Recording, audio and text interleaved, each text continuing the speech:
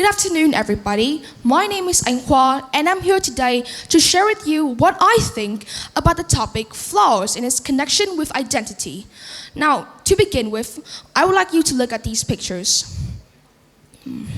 Most of us, I think, have at least one in our lives thoughts that maybe we aren't as good as we are, and we often feel unhappy about what makes us, which are the flaws that we have. Like, we think that maybe our appearance, our body, isn't as good as we think, and we may often think of ourselves as flawed when we see that we make mistakes in our job or our school performance.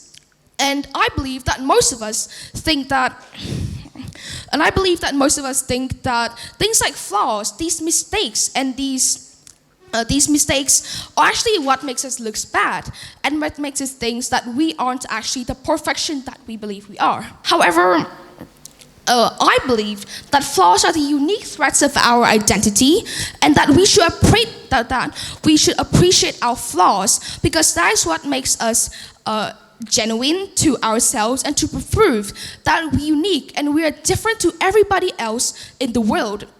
Now, the main topic of my speech is to provide you with a few steps towards accepting and loving your flaws, and learn how to appreciate them and incorporate them into accepting and improving yourself. Now, onto my first idea. The first thing about embracing your flaws is that you have to accept that nobody is perfect. Perfection is an illusion. When you think of perfection, what do you often think? You may think that, you look at all these people out there, and you think that your mothers are continuously comparing you to others, and your mother thinks that, look at them, they're so perfect, they can do everything, they can get such high qualifications and such scholarships. I'd like to tell you that nobody is actually perfect. Everybody at one point in their lives has to make mistakes, and nobody's always correct, and that we all have imperfections and our flaws. But that is okay. What is more important is to appreciate our imperfectness and try to improve on that point, not trying to follow the illusionist perfection. Next, the second thing on accepting is that when you adapt yourself, the whole world will adapt you.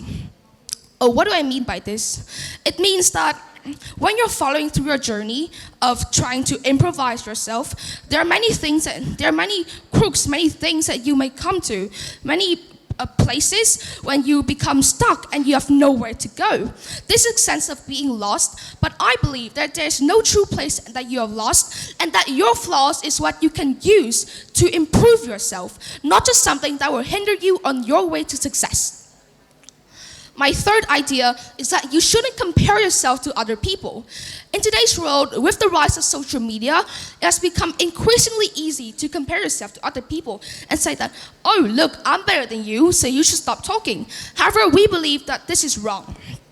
Actually, when you talk about comparing, you have to realize that everybody has their own flaws. Everybody has their own misconceptions. And their insecurities is what makes them themselves. And therefore, instead of trying to compare and see who is better and see who is worse, you should focus on improving yourself and start loving your flaws instead of thinking of them as a part of your life which is unneeded or unnecessary. Or if you could remove them, it will become much better for your personality and your outlook on life. The fourth thing is that you have to embrace failure to become a success.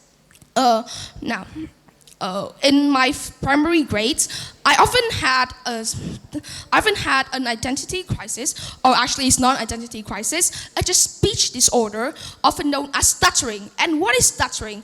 It is when I was young, I had many ideas, and so I could not incorporate them actually clearly. And this led me to low grades in my speaking, and it felt that, look at this flaw, I wish I could change it. And however, after a lot of thinking, I thought that, maybe I could change my stuttering. Maybe I could slow myself down. And through a lot of determination and hard work, I actually managed to open my voice up to the world and actually slow down and see that everybody could hear what I was talking about, and that I wasn't just repeating things again and again over a long period of time. The last thing is that you have to accept help. Most of us, even when you're having a speech disorder like me, or when you're experiencing an identity crisis, you often don't accept help from others because you think that other people will look at you and laugh at you because you're not a good person such like them. However, I believe that I need to have interaction with people I love, I care, and that they can help me to adapt, to overcome my flaws. Back to the story I was talking about earlier, during the moment when I was trying to curb my stuttering, my parents always helped me. They would always use such loving phrases like "slow down, honey," or "you can take all the time you want," and minimize all the stress that was in the family down to a minimal level so that I could focus on my self-consciousness and to realize that I can improve myself and that I wasn't just some kind of copycat of other people. The last thing I want to talk to you about is that something such as flaws, or overcoming your flaws, is not something that should become a destination. It's a journey. When you talk about flaws, to overcome it, it does not mean that you should put all your time and effort into it. I'm not saying that you should try to not overcome your flaws. However, it takes a lot of time and effort for you to do it.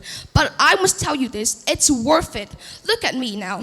Thanks to my reduce of stuttering, I can actually become a public speaker and I can actually talk to other people without them criticizing me, saying that, "Why do you talk things like this all the time?" I believe that overcoming my flaws have actually changed me for the better, and that you should think of flaws as a journey for you to continue throughout your life, not a destination that you should reach in the short end. Thank you.